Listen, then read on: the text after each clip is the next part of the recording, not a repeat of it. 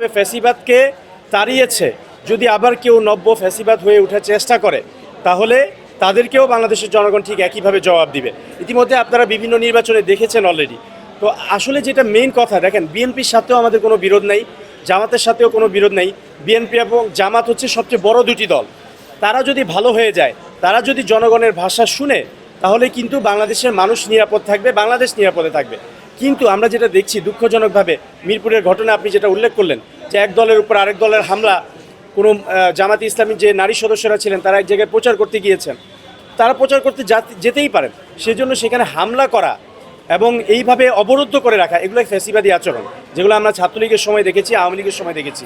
তো আমরা আশা করব যে বিএনপি অথবা যারাই এই ঘটনার সাথে জড়িত তারা এই ধরনের কাজ থেকে বিরত থাকবে এবং বিএনপির হাইকমান্ড, বিশেষ করে তারেক রহমান সাহেব, তিনি তার দল এবং তার নেতাকর্মীদেরকে এমনভাবে নিয়ন্ত্রণ করবেন যাতে তারা এই ধরনের কোনো অন্যায় কাজ না করে।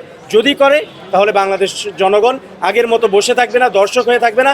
ভোট ডাকাতি করতে আসলে, কেন্দ্র দখল করতে আসলে অথবা কোনো ধরনের এরকম অন্যায় করতে আসলে বাংলাদেশের জনগণ রুখে দিবে।